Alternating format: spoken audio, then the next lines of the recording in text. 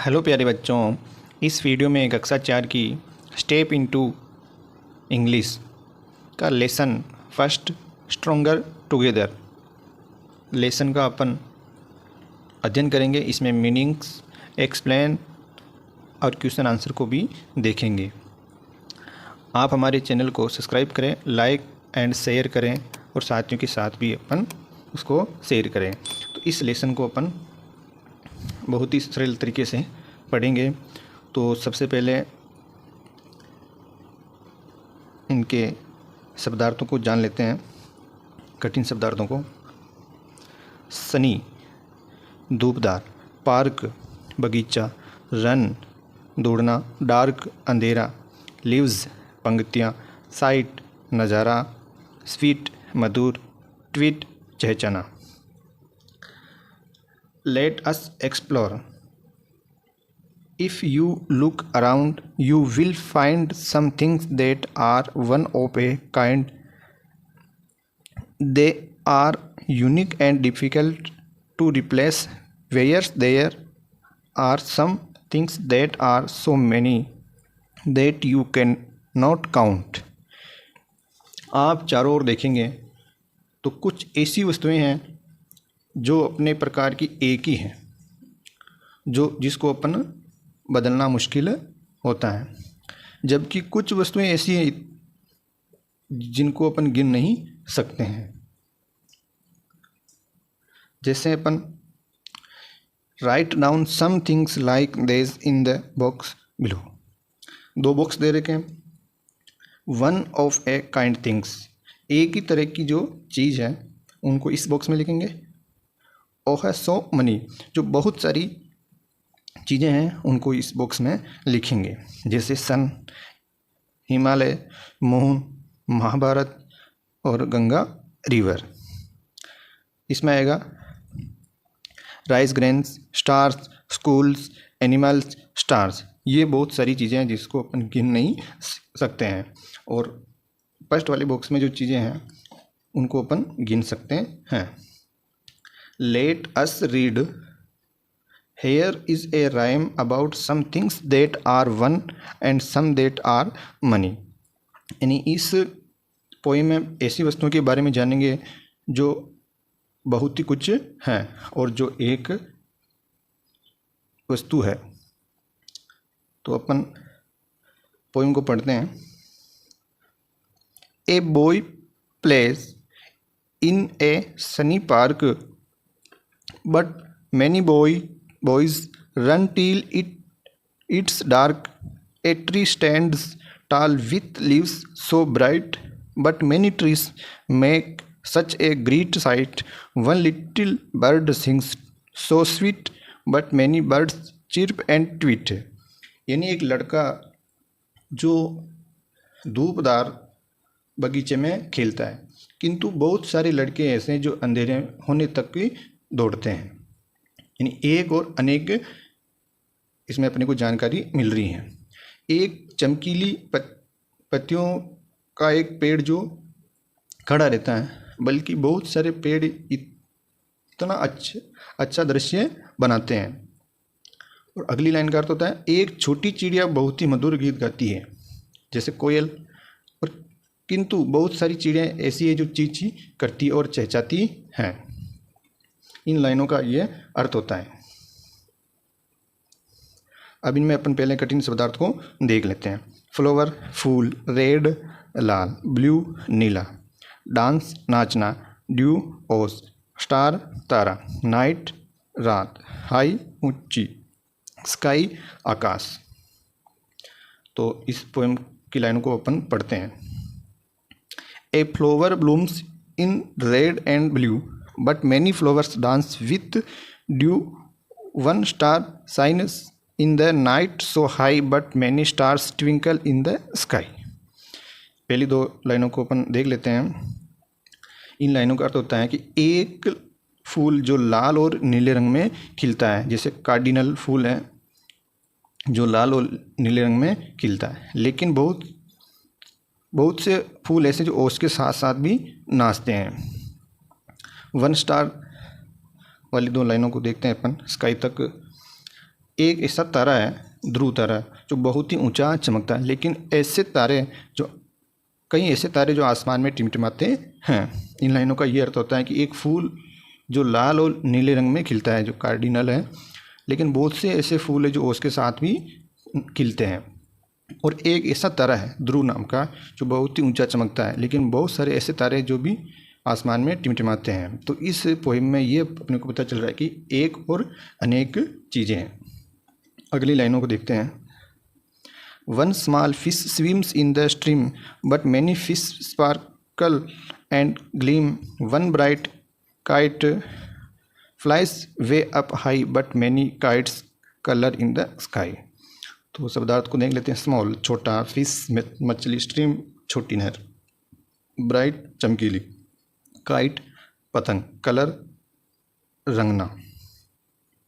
तो दो लाइनों का अर्थ अपन देख लेते हैं। वन स्मॉल से ग्लीम तक, यानी एक छोटी मछली जिसका नाम है मीनो, एक छोटी मछली जो धारा में तैरती है, यानी कम पानी में या धारा में तैरती है। लेकिन ऐसी कई मछलियां हैं जो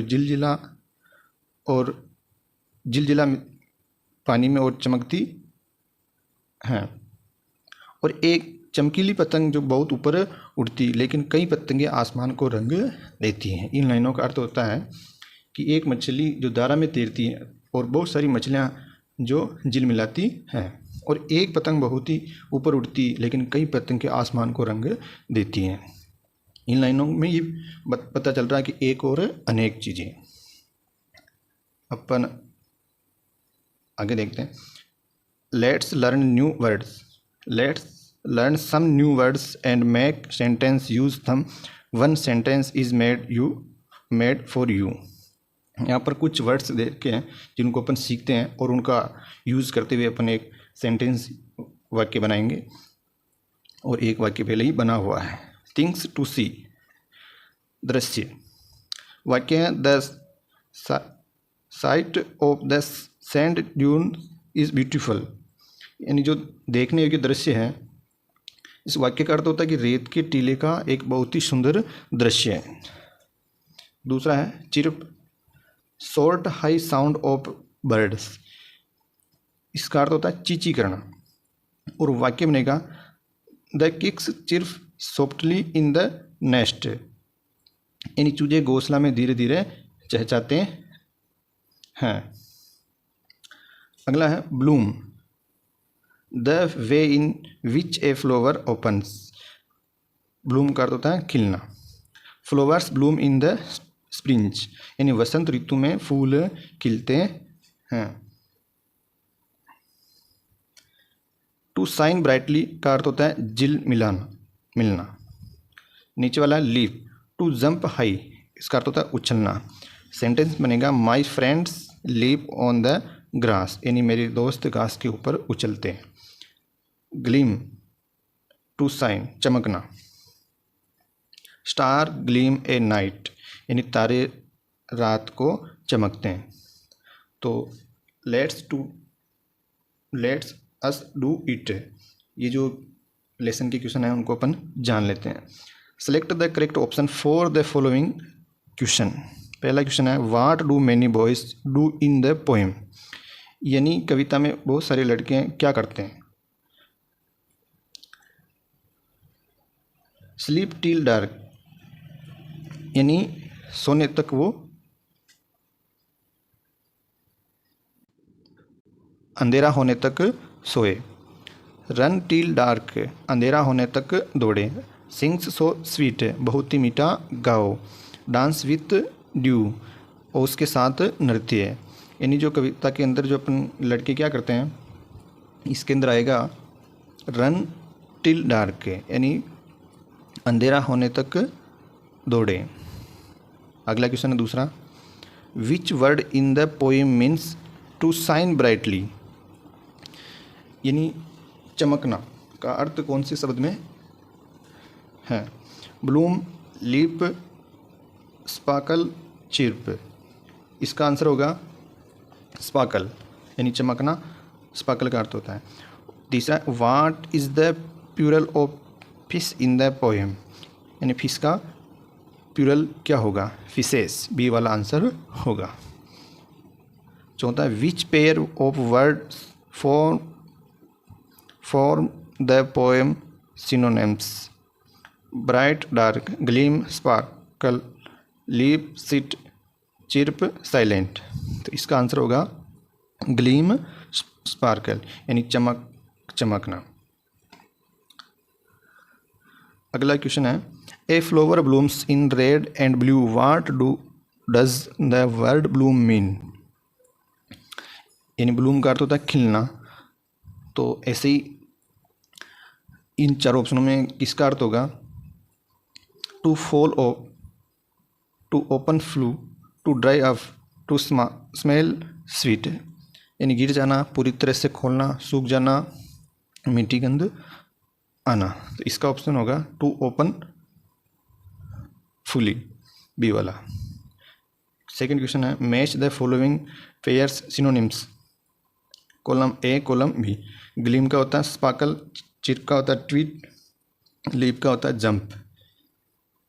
यानी ग्लीम का होता है प्रकाश की किरण, स्पार्कल का अर्थ होता है चमकना, और चिर्प और ट्वीट का चहचहाना,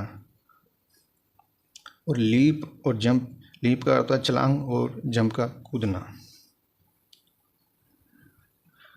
थर्ड क्वेश्चन है, match the following pairs of antonyms. Column A, column B. Bright का डार्क, हाई का लो, स्वीट का बिटर। अगला क्वेश्चन है फोर्थ वाला, read the poem carefully and write what the following did as group.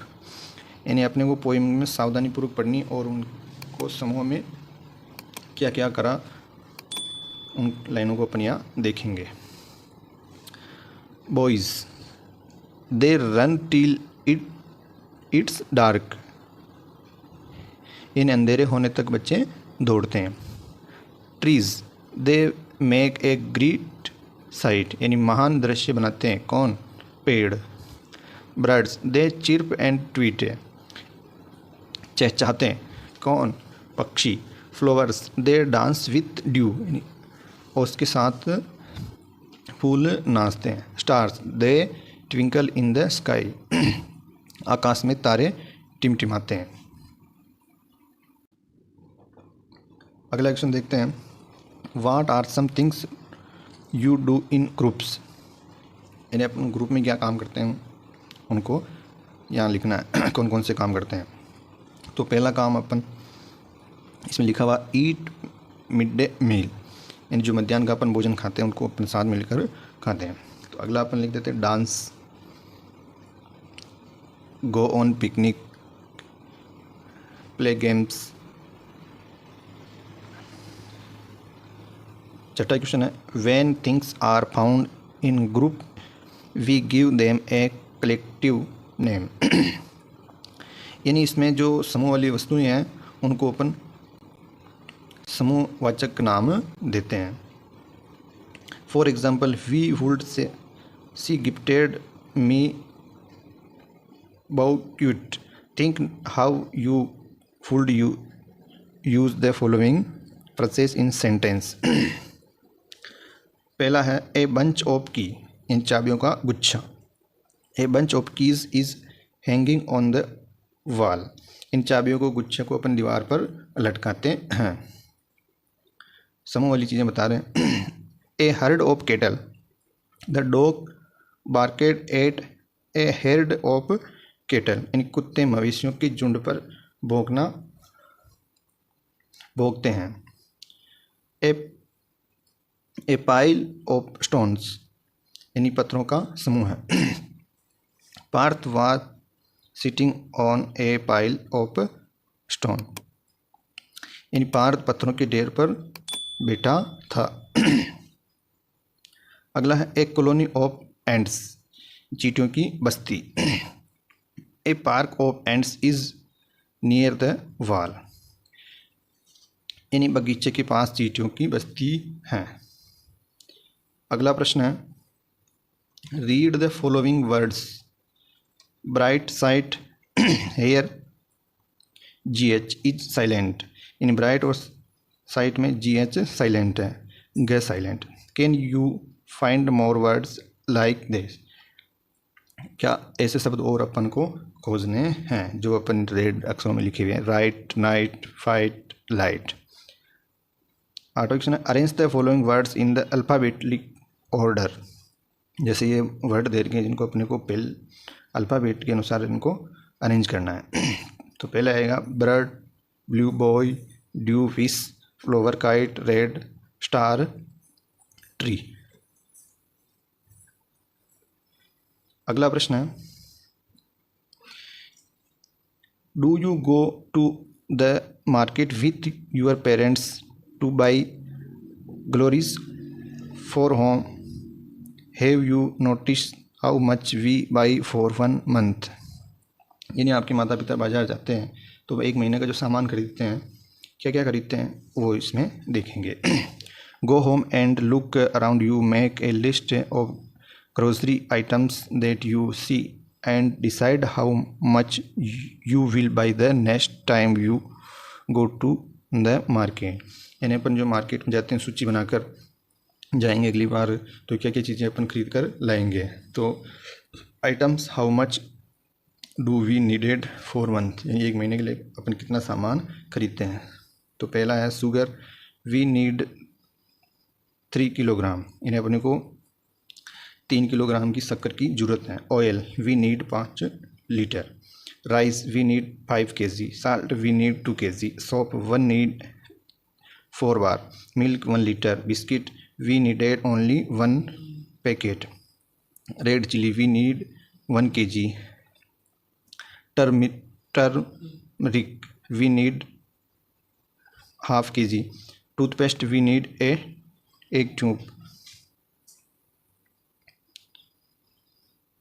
अगला है singular और plural बताना है। डॉग का डॉग्स, स्टार का स्टार्स, केक का केक्स, क्लास का क्लासेज, बेंच का बेंचेस, फिंस का fins, families, oxen, parties, leaves.